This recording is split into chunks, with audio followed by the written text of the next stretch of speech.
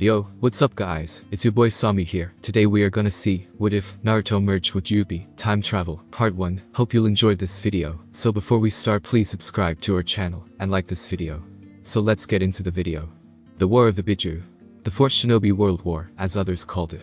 It is also known as the most dangerous war of all shinobi wars. It all started with three amorphins, having a dream for absolute peace. Their group was once peaceful, but their views on this peace got crooked, and made them thirst for fear and power when one of them died saving a country. Thus, the organization, Akatsuki, or the Red Dawn, was created. The next member was another crooked viewer of peace. Crushed between the rocks saving his teammate, everyone thought he was dead. Amazingly living without his other left half, retrieved by the legendary Uchiha, and a plant-like man, he grew accustomed to his new body.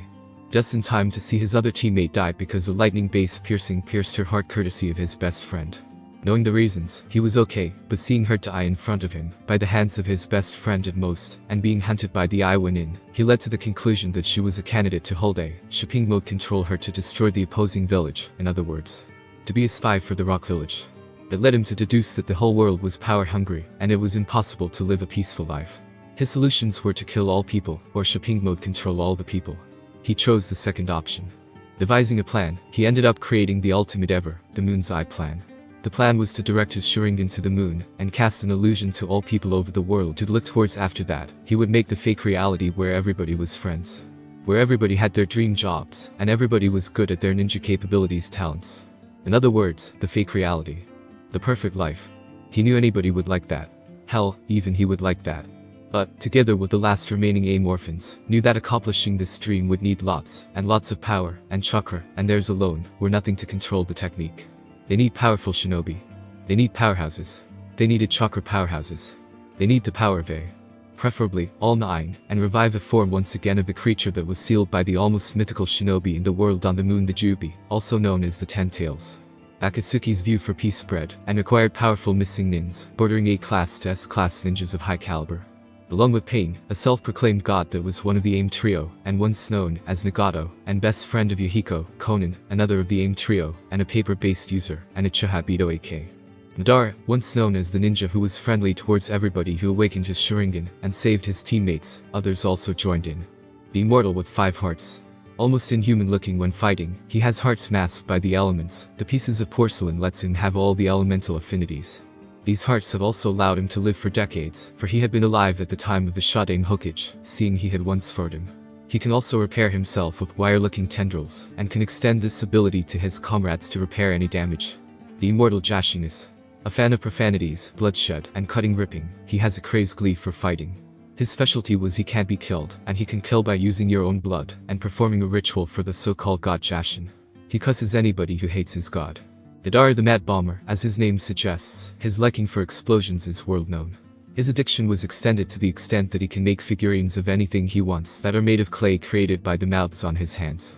He calls this as, translating to art is an explosion, yeah. Sasori the puppeteer of the Red Sands.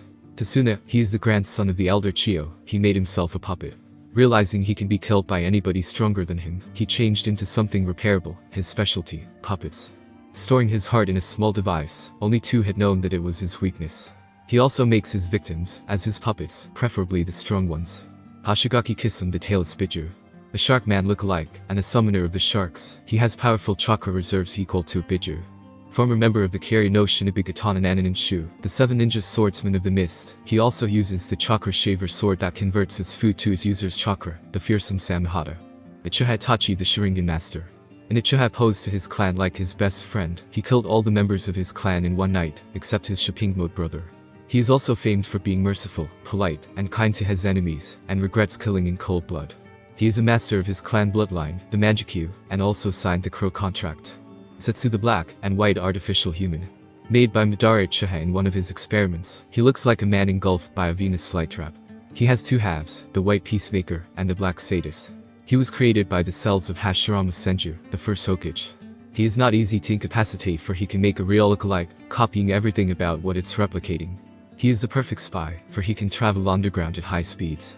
All of these people wear a black cloak with red clouds adorning it, as their uniforms. Usually they have straw hats on to hide their faces, sometimes they do not. The similarity was that they traveled by pairs, and took orders from Leader Sama. Leader Sama was initially Pain, but later was replaced by Bito. They succeeded in collecting the Gar, the Chibi no Tanuki, Shikaku, from Sunagakur. Yujiro Nai, the Nibi no Nakamata, Matatabi, from Kamagakur, the Yugur, Fasambi no Genbu, Isobu, from Kurigakur, Rashi, Yabi no Saru Sungoku, from Uwagakur, Han. The Gobi no Haku, Kakyo, from Uwagakur, Utakata, the Rambi no Namakuji, Seiken, from Kurigakur, and Fu, the Nanabi no Kab Utomushi Chime, from Takigakur. These were the facts that they weren't weak, in fact all of them fought. Some of them fought the two Akatsuki members alone with their respective powers, which is impressive, since they were technically fighting two S-class shinobi alone. Another was they were brainwashed, initially extracted, but brought back to life, but since the life of it was practically cursed of existence, other villages handed them readily to the Akatsuki without a challenge. The exceptions were Kurabi, the Yondaime Reikage's adopted shopping mode brother, an awful rapper, and the Hachibi no Kyo and Yu Jayuki from Kamagakur, and Naruto Uzumaki Namikaze. The son of the late Yondaime Hokage Konoha, no Kiroi Senko, Konoha has Yellow Flash and the Kai Chishio no Habanero, Bloody Red Hot Habanero Plus, the Jinchuriki of the Kyuubi, no Yuko, Kurama, from Konohagakure. Knowing that any resistance was futile, the daimyos of the great shinobi countries proposed a treaty between them. The Gokage Summit was the result, and the 5 Shinobi Alliance was created. Led by the 5 Kages of each village, the alliance was divided into different aspects: the front, close combat ninjas; the second, the mid-range ninjas; the third, the medics and healer; the fourth, the strategists and communication networks. The enemies consisted of the monsters experimented on by Madara Uchiha. All had monstrous-looking forms, all had special abilities. They had to destroy their minds fully. This alone made the war difficult. Setsu, one of his creations, made bodies that were undetectable combined with the restrained Yamato, and succeeded because it was made with wood-style cells. They unleashed an army of look-alikes, and the Shinobi Alliance had difficulty judging who the true ally was, and who was not. This was defeated with the help of Kyuubi Naruto, who had the Kyuubi mode on. This technique allowed him to detect pure evil, and mind-controlled shinobi. Kabuto Yakushi, the temporary ally of Obito Uchiha, made things harder. Now, with the cells and techniques of Orochimaru the Snake Sannin and his former master, he used the technique Impure World Resurrection and resurrected the dead Akatsuki members, Mamachi's abuse of the Demon of the Bloody Mist. Haku the last of the clan with ice manipulation, Dan, and Owaki friends of Tsunade Senju, Asuma Tobi, and other missing nins with remarkable techniques. This was defeated by the resurrected Itachi Uchiha, saved from the technique because of Shisui's eye in Naruto, with his Shipping mode brother Sasuke Uchiha. Fought a battle in a cave where Kabuto was found, the bespectacled power-hungry ninja was defeated with a Sharingan technique called Izanami. The mind-controlled shinobi outside the cave said their last farewell to their opponents, and crumbled into dust. After that, Madara unleashed the bodies of the former along with their resealed bodies. All had chakra rods embedded into their bodies, controlled by the leader. All resumed their forms, but were later defeated when Naruto and Kurabi pulled out the rods, the latter with the help of Sage Mode, and the other in his tailed form. Allies appeared once again. 5 out of 9 were former traitors. Orochimaru, Otakage, and formerly one of the Densetsu no Sannin, the legendary 3, he came back following his all-familiar wayward student Sasuke to achieve his dream, whatever it was. He helped resurrect the former Hokages, the one of the 4 strongest ninjas in the world. Sasuke Uchiha, former traitor of the Leaf, betrayed his own village for power, being consumed by the darkness of revenge. Came back to help and destroy the world because of his Shipping mode brother's explanation, redeemed himself by tag-teaming with the Konoha 12, minus Niji Hyuga. Karen Uzumaki, last Uzumaki besides Naruto. Along with Sujetsu who wields the Kubikiracho, and Jugo of the Cursed Seal, they followed Sasuke to his decision for he was the leader of their self-proclaimed Team Taka, Hawk. Hashirama Senju, resurrected by the Hibi Sannin, fought Madara Uchiha one-on-one as they call it. Since the Uchiha would not budge until Hashirama was his opponent, they had no choice but to concede. Tabarama Senju, along with his Shipping mode brother, ended up being resurrected. He held up and weakened the 10 Tails. Using his impressive shopping mode control over water, he fought against the enemies. Here's Tobi, Sandaime Hokage. The same with his senseis, he used his abilities, and a particular sealing that helped seal the Juubi along with his fellow Hokages. Minato Namikaze, former student of Jirei of the Gamma Sannin, showed up also, doing what his fellow students were doing. In Kyuubi mode, he offered his last Yin chakra to his son in the end, as his parting gift. His son thanked him, and reunited with the former Team 7, and remaining members of the Konoha 12. Sasuke Uchiha, Sakura Haruno, and Naruto Uzumaki Namikaze, also dubbed as the second coming of the legendary Sannin that were ironically the ones that taught them, made their presences known in the Shipping mode battlefield. Their personal summons were introduced. Damakichi, son of Chief Toad Boss summoned Gamabunta, for the 9-tailed Jinchuriki. Leota, son of Chief Snake summoned Manda, for the eternal Manjikyu Sharingan user. Kasayu, Chief Slug summon and healer, for the head medic Kinoichi. They fought the Juubi with the help of the summons and the combined efforts of all shinobi. The war had ended eventually. But it didn't end without a heavy price. 1 year after the war, the world was in a tranquil, peaceful, and happy state. Villagers were just waking up from their deep sleep, with smiles on their faces, knowing they were finally safe. Particularly, this describes the village of Konohagakure no Sato. Are to notice that this village was one of the villages who brought the greatest blow to the War of the Bijuu 1 year ago. In that 1 year, a lot had changed. The buildings were newer because the war had destroyed the whole village. The pride of Konohagakure, the Hokage mountain, thankfully stood its ground. Only few knew the real reason for the faces, other than it displays how powerful and serious the leaders could be. The monument was also supposedly the inanimate guardians of the village. It is said that because of these guardians, the Hokages that already left for the afterlife would still protect their home. Those who knew smiled and thanked Kami for letting them help, literally, and those who didn't thought, the last of the original structure of our home. Shinobi were fewer by 5% of the original forces. The causes were, many ninjas passed away during and after the main assault, and others believed they did not need any more ninjas, since the world is equal now, and there was no reason to fight. No more ninjas, no more war, they say. Another new thing is the Hokage, Rakudang to be exact. The council elected the long-time aspirer of the Hokage seat ever since, the best candidate, and the hero of the world, Uzumaki Namikaze Naruto. Yeah, he was happy. Lonely. He was. The war took a great toll on the teen's life. It made him realize that he has already fulfilled his sensei Jiraiya's dream, to stop the circle of hatred. It also slowly made a smile creep up his face, before his eyes rolled back, and his teammate Sakura had to catch him from falling. Sensei. I've completed your dream. The world is now what you want it to be. And I, your blonde knucklehead of a student apprentice, did it. Are you proud of me, Sensei? I wish you were. He found himself in a coma after that, with different pictures of Naruto as his last recollection. Looking around, he observed that he was in a tent, lying down, beside other ninjas. His eyebrows shot up in silent question. Am I in the infirmary? Did I faint? If so, who caught me, Sakura-chan? Oh no, she must be worried sick from me fainting because I rarely do that. And she must be terribly exhausted right now with every shinobi to heal. And the others, where are they? Are they okay? I know they use too much chakra than they normally would. Kuzo, what could be happening? I have to get out now. By this time, Naruto's heartbeat was increasing, and the heart detector beside him was beeping too loud, causing the nearest medic to rush to him. Shizune, a black-haired young woman, apprentice of one of the Densetsu no Sannin, the legendary sucker and drunkard, Tsunade. Shizune immediately bolted into the makeshift medical room, silently asking if the patient was having a seizure. She breathed a sigh of relief when she only saw his favorite whiskered blonde of a brother, Naruto, hyperventilating in a corner. She continued her way to the main tent. Wait. Backtrack. Naruto hyperventilating in a corner. She rushed beside him, trying to calm the distressed blonde. She only knew the reason he was acting like this. Naruto basically lived the saying, others first before themselves. Naruto, calm down. Your heartbeat is getting faster. Slow down, Shizune said. But the others, I have to check on them. Let me out, please, the blonde begged. Naruto, relax, take in deep breaths. Okay. Exhale. Shizune instructed. Now, I want you to know that everything's. Shizune hesitated for a second, her eyes briefly flashing sadness. Okay. They're okay. No need to panic. Lie down. Rest. You've already done so much for us, it's the least that we can give to you. She finished kindly. But I have to. Naruto started, but withered under Shizune's medic glare, as he dubbed it. No. I am your superior, I am the doctor, I will be the one to dismiss you. She glared at the patient. Am I to be understood? She asked. Hi. Gomen, Shizune-chan. I'm just worried about everybody's state after fighting the war. But could you promise me, if I'm deemed okay, would you let me out of this place? I terribly hate hospitals, and this doesn't even count, because it's a tent. He ranted, eyebrow twitching. He didn't notice the amused expression on the black-haired woman's face.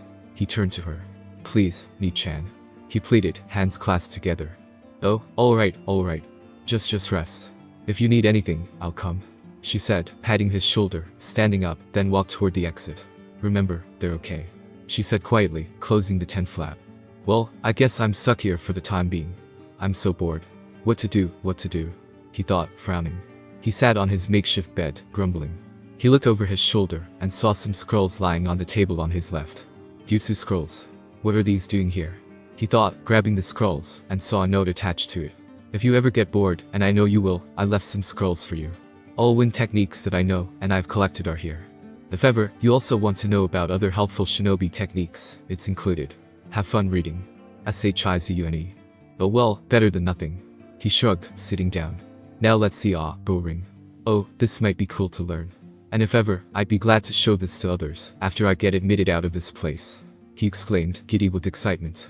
He was so absorbed in his reading that he didn't see his nurse peeking at him. "Naruto, this is the only thing that I can do for you. I'm sorry I can't directly say it in front of you," was the medic nin's last thought, after resuming her duties. 4 weeks had passed, and Naruto was finally admitted out of the hospital, albeit in a wheelchair, pushed by his pink-haired teammate, Sakura. Earlier, he was found practicing a JOOTSU like controlling wind to propel himself up, and whistling a tune. Sakura was so terrified in seeing him floating, she thought he was a ghost, she shrieked. Now, they were in a clearing once known as the Team 7 training grounds, where the 3 posts of the Hiruzen Sarutobi's to-be-known legendary Sannin team, Minato Namikaze's team, and Kakashi Haddock's most epic team were trained. Amazingly, the memorial stone still stood. "Whoa?" The Kyuubi breathed in amazement. "Is this memorial made up of diamond heart crystal? It's still standing after all the wars Konoha had been through." He knocked on it. "Dang. That's some hard stuff there."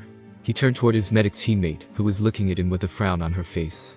In confusion, he asked, Sakura-chan, why are you looking at me like that?" She didn't answer. Assuming it was just exhaustion, he shrugged the action.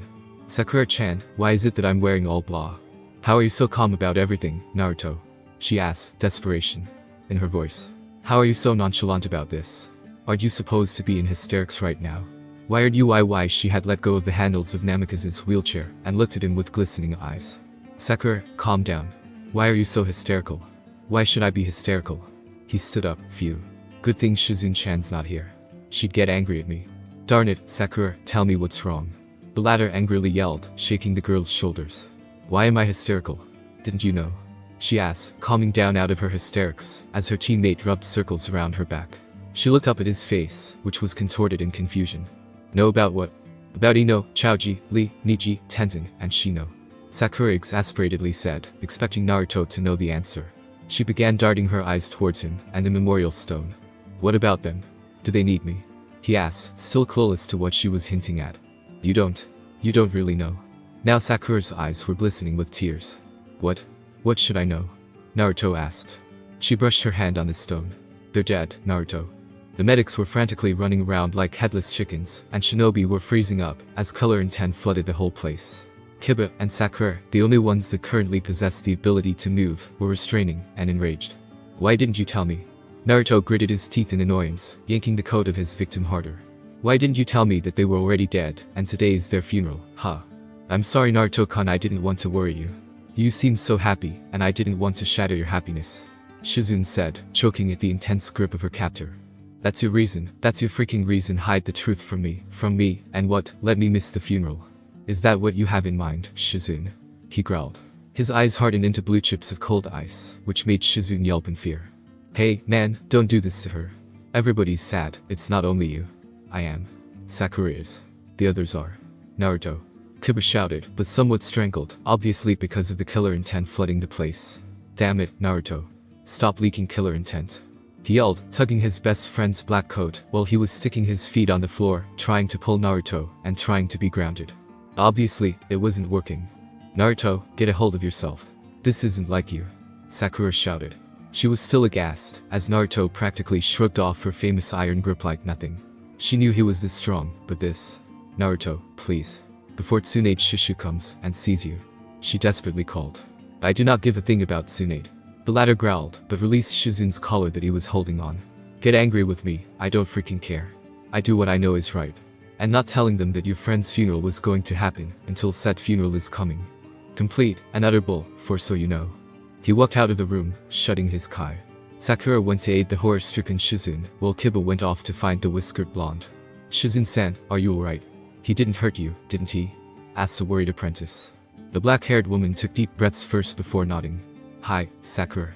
Arigato. I understand why you did it, Shishu. What I disapprove of is that you waited till the funeral." Sakura started, causing Shizune to look at her. "Naruto cares for his friends, and you did not tell him earlier. Combining that I was chosen to escort him, and let him wear black clothes, without knowing the real reason, is kind of harsh. But don't worry, he'll forgive you," she said reassuringly at the end. "I really made him white-hot angry, didn't I?" Shizune mumbled quietly. Sakura nodded, agreeing. "Yeah, all the killer intent, and the actions, and his eyes, yeah, he's angry. But he'll cool down." "I doubt it," Shizune muttered under her breath. "He didn't call me Shizune-chan, Sakura." Shinobi were standing quietly in the rain, their eyes drooping down. The air had the feel of sadness and mourning. They were listening to the words of their current Hokage. The fourth war has passed, everyone. Soon it's started. And we are free from any battles that will endanger the village once more. But we lost many shinobi in the process. They may be your brother, sister, father, family figure, or friend. Today, we mourn their passing away. She ended. All ninjas present lined up, all holding white roses and laid it on their respective cases. All were quiet, but Maito-gai looked at the red-eyed shy Hyuga heirs. "Where is Naruto, Hinata-san?" he asked quietly, in contrast to his character. Hinata only sniffed a response. "He probably can't face anyone now, since the incident in the hospital," she said, not stopping from sobbing since two of his brother-like figures also died, Shino Aburum and Niji Hyuga. There, Hinata-san. You're not alone in this."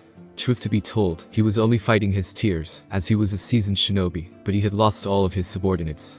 His rival Kakashi was the luckiest of them all. He still had 4 of his subordinates, one fully recovered, one exhausted from healing, another in a coma, but still alive, and the other still gone rogue or something, because they really didn't know where his loyalties lie. Probably theirs, but nobody knew, but Naruto himself. Kakashi was severely injured, he had clutches, and was almost trapped in a full-body bandage suit, except for his trusty 3/4 face mask. "Damn you Kakashi, and your coolness," Guy whispered quietly, chuckling amidst the situation, finally letting his bitter tears fall. Ino Yamanaka, student of the also late Asuma Sarutobi, subordinate of Team 10. A great Kunoichi, a master of the Yamanaka mining techniques like his late father Inoichi Yamanaka, and a great medic with poisons. She passed away using her last bit of chakra relaying the well-thought plan of her teammate. Joji Akimichi, also a student of Asuma Sarutobi, son of late Chaozu Akimichi, and a master of the Akimichi clan techniques. His body had shut down after the overuse of the special food pills, and chakra pills his clan ate for desperate situations. Rock Lee, apprentice of Maito-gai, a non-jutsu user. He was known as a great taijutsu master, rumored to pass his sensei's caliber with his style of fighting, the drunken fist. Died saving a few shinobi from the last attack of the Juubi, opening all the chakra gates, thus endangering his body. He was later found in the medical ward, not breathing. Niji Hyuga, a member of the Hyuga branch. At 16, he was considered a prodigy of his family. Subordinate of Maito-gai, he had died doing his main duty, protecting the Hyuga heirs. He had died before Medic Nin had the chance to heal him.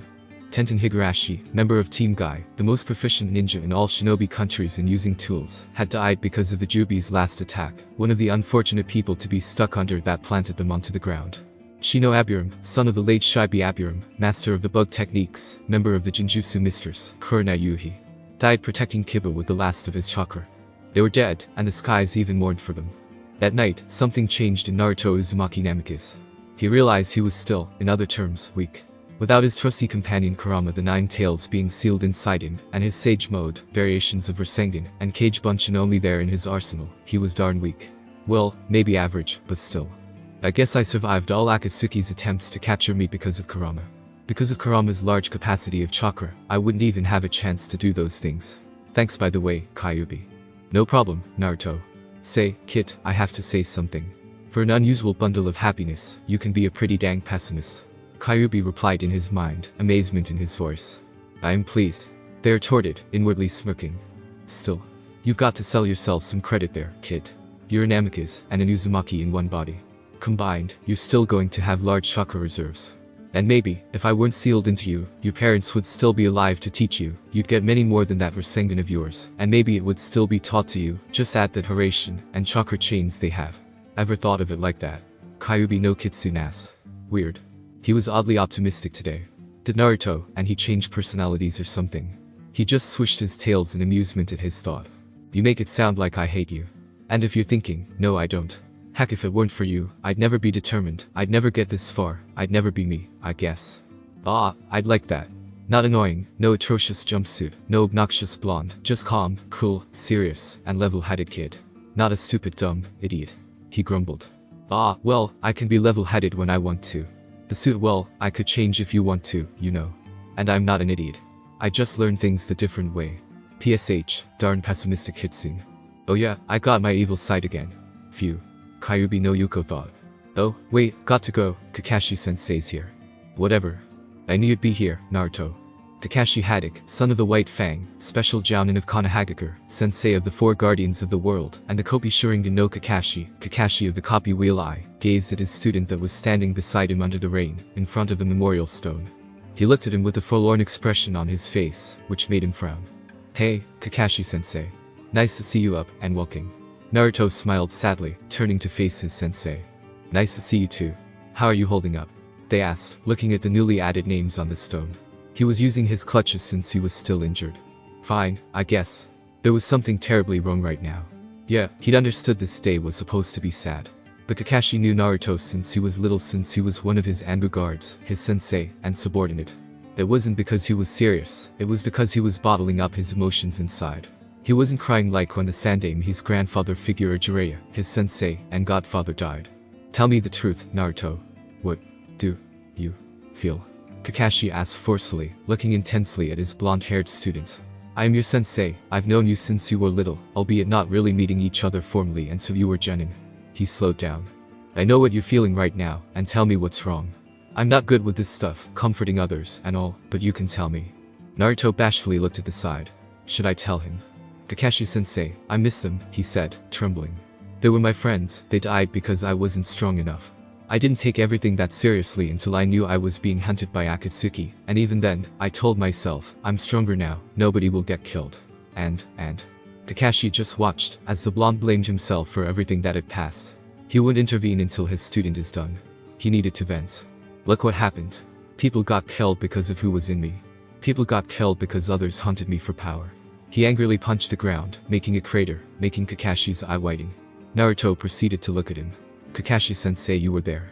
If pain didn't have the Jido Rin Tensei, outer path, Samsara of heavenly life technique, everybody caught in the attack would have died. You wouldn't be here, Tsunade Ba-chan wouldn't be here, Iruka-sensei, and my friends wouldn't be here either. And now, they're dead. Ida ranted, sobbing. I don't want to lose anyone because I was weak. I wanted you all to be there with me, by my side. I became stronger to protect all of my precious people, but now, they're dead. I miss them, Kakashi-sensei, I miss them. He glanced up to his sensei. He then spoke the 3 sentences that shook him to the core, remembering it was the same set of sentences he said to his sensei that night, when Rin had gotten killed by his own hand. I failed, Kakashi-sensei. I failed to keep my promise to save them all. I failed myself. I failed, Minato-sensei. I failed to keep my promise to save them both. I failed myself. That night, he had realized he was more like Naruto than he ever knew. After that fateful day, Kakashi was often seen with his blonde student, doing usual things like friends would do. This had caused ninjas to have reactions from complete utter astonishment to disbelief. Kakashi, opening up to another person than anybody in his whole life had known. It was practically unheard of. Tsunade was surprised when the masked man came to her office, stating that his student Naruto could be on par with him already, swiftly demanding that he should have been promoted already. She questioned the usual laziness with why the apparent change. You never wanted somebody promoted, much less cared. And how come you're saying he should have been? The Hokage shuffled the papers Kakashi had given her. Anbu. Are you saying he's ready for it?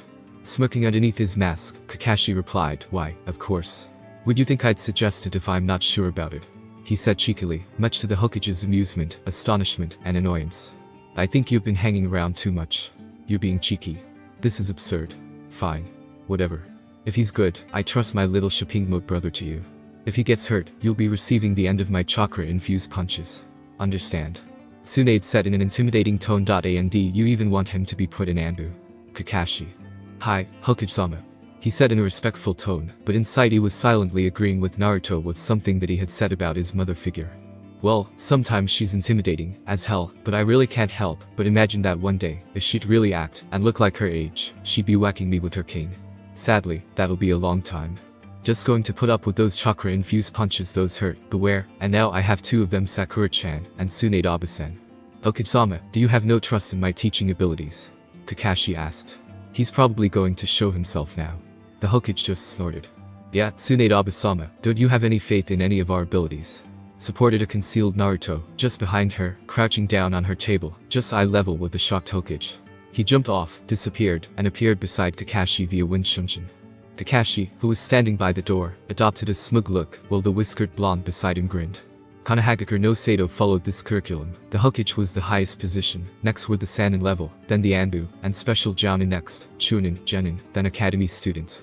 Others were the Takubetsus, those who filled the gaps between each rank, the clan heads, and the civilian heads completing the council, and the Oinins, the hunter ninjas. After the war, ninjas were fewer, but higher in rank. Also, those who survived the war made one step higher in the ranks because of it. New teams were formed along the way. But none were as famous as Konoha's best tag team, an Anbu duo who was practically known for rescuing people, fighting people, or simply guarding the Hokage. They wore the standard uniform of the Anbu, but the other had metal plates on his arms, and the other had chakra bands. The first also uses the dog, Inu, mask, the other the fox, Kitsune, mask. At the Anbu missions, they were known to be both ruthless, and did not show any mercy to the victim being killed. At Anbu HQ, it was quite the opposite. Kitsune had the habit of training the others in each style, and learning from them, adding a few keystrokes to his taijutsu. Pranking others who lowered their guard because they knew they were safe was also a hobby of his, and the poor were introduced to the practical finesse of the pranking king.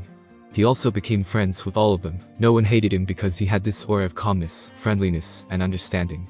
He was pretty much known to the outside world as the hero of Konoha, Namikaze Uzumaki Naruto. Inu was, in all terms, quite the opposite of his teammate Kitsune. He always had to be encouraged to make friends with others, and train with others courtesy of Fox. He was reserved, quiet, but without anybody noticing, Kitsune's personality had rubbed off on him a little. He also trusted Fox because he was the first true friend that understood why he does things differently. This Anbu member was known as Kakashi. At first, admittedly, the Hokage was skeptical at first. She felt that her younger Shipingmode brother wouldn't like Anbu, as his specialty was to protect Konoha behind the curtains, completely opposite his personality. She remembered that day when she found out that they were accomplishing mission after mission. What, the 30 missions, only in 1 month? She looked up at the duo, one in his usual slouch and bored expression posture, and the other was standing professionally in front of his leader, meaning, smirking at the expense of the old lady. So not fit for Anbu, huh? Naruto asked. Tsunade rolled her eyes at his apparent boastfulness, but somehow the young man wasn't that loud anymore. Maybe Kakashi was the reason. And killing. Are you okay? I am Bachan. Naruto confirmed. I was with Kakuzu, but he was immortal, you know. And killed Asuma-sensei. Injured my friends, too. Still, he didn't have blood, so yeah. Madara was killed by our combined efforts, not me. Toby and Pain had a change of heart, how, I don't know, and sacrificed himself. So I didn't technically kill them. I don't even remember any first kill. Isn't that where you puke your guts out? No thank you. Kakashi-sensei would be the one to kill them. I don't know. He says I'm not yet prepared. Smiling at the memory, Tsunade went to the next one, how the two had changed Anbu HQ. Anbu now became more dedicated in their work after an awe-inspiring speech from the blonde. They were more alert and serious that they could detect even the slightest of sounds that most Kage won't hear. And nobody had qualms from each other. Both of them had changed the Anbu for the better. Come to think of it, the two are on a mission. I wonder, are they alright? The mission that I gave them was to attack the last remaining members of Akatsuki, the ones that stole the eyes of the Uchiha where Obito once stored them, and in return implanted the Sharingan in their eyes. Are they safe? Of course they would. They're the best after all. After this, maybe I can retire, and drink a lot of sake, and gamble. Yeah, plans. She didn't see the crack on her bottle of sake. Kakashi Haddock was having a hard time. He was currently fighting the poison inside him injected by the enemy into his body earlier. He had to keep himself from shaking too much so he wouldn't attract his teammates' concentration. Pushing himself up to stand, wrapping bandages to the wound in his torso where the poison entered, he quickly hit the medical pack and put down his gear. He looked at the blonde beside him. Kitsune, report. He ordered, wincing a little. He prayed to God Naruto wouldn't notice that. Hi, senpai. Oh no, before that, are you injured, Inu? Kitsune asked, peering at the man. He only noticed the medical pack being hidden. Oh well, I'd find out sooner or later. Nope, I'm not. How are the heads? He asked, referring to the ones that they incapacitated earlier. Oh, that. Naruto said, tilting his head. Tora-senpai got it covered. He should be coming in. Dang, those guys actually hit me. Because of that Izanagi technique. Actually, I think the figure of Yamato holding a bag arrived at the scene. He gave it to Naruto who sealed it in the scroll. You can defeat him without beating a sweat if he didn't have the Sharingan. He commented, making his former student smile. Thanks, Yamato-senpai. Don't mention it. Kakashi looked towards his blonde subordinate, inwardly wincing at the poison taking over his system. He gritted his teeth in pain, and for once, thanking Yamato for entertaining Naruto. Actually, he's not that old not to fight the poison that went to his system was too hard to remove, and only Tsunade and his student Sakura could remove it. But that's the thing, they were too far to reach in time. Refining his posture again, he asked a question to assess the Yondaime Hokage's son, on how he had progressed. I don't have much time. Naruto, why do you think people like him? He gestured to the latter's scroll where he kept the incapacitated body sealed. Search for power like the Sharingan. Well, I could think of many possibilities, but one really points to something, because they had let the darkness inside them consume their goodness, but to have power is to have someone to protect. He smiled wistfully, remembering his genuine days when he had the first true friend that could really understand him, Haku. Kakashi nodded, inwardly smiling. Yep, the perfect choice. Yamato's interest was piqued. Interesting, what is Taichu trying to do? He never asks complicated questions in missions. What is wrong, I wonder? Would you ask, Kakashi-sensei? The blonde asked. He looked at him lazily, now that their masks were removed. Oh, nothing. Just. Tenzo repeated. The only answer was a cryptic response, accompanied by a somewhat ice smile of his captain. Yamato was suddenly taken aback at the sad visage of the sole survivor of Team Minato. He suddenly remembered why Naruto was Kakashi's second, next to Guy, of course, best friend. I'm proud to be your sensei, Naruto. I wish you'd grow up like your father, and be a great shinobi. I'm very glad I've gotten to know you, and to be honest, you're my first real best friend, after Guy. Thanks for everything. Kakashi said, giving a wistful glance at the two before entering his tent. He knew Naruto can't do anything anymore at that point. He wasn't a healer, a poison expert, no. And they were too far from Konoha. Even with Naruto's superior speed, he was a lost case. He was, admittedly, feeling weak. Naruto only blinked, not understanding why his sensei had done that. Tenzo, however, felt pity for the young, understanding the words underneath. Naruto, I'm sorry. Next day, Naruto went to his sensei's tent, only to find a note attached to the flap. Reading it quickly, he tried suppressing his tears, and biting his lips, not letting his tears fall. Hastily opening the tent, he trembled at the sight of his former senseis and current Anbu teammates. One was kneeling, head bowed down, as a sign of respect, and the other one was lying still on his futon, a contented sleeping face. Naruto finally let his tears fall, quivering beside his second teacher. Pada Kakashi, son of the White Fang, the only non-Uchiha to hold the eternal Manjikyu Sharingan, and also known as Kopi Manjikyu Sharingan no Kakashi, died that night. The Hokage was the leader of the Whole Leaf Village, a supposedly calm, collected, understanding, and powerful shinobi. But this Hokage was a temperamental one, a kunoichi with massive strength, and was currently worrying about Anbu's three highest officials.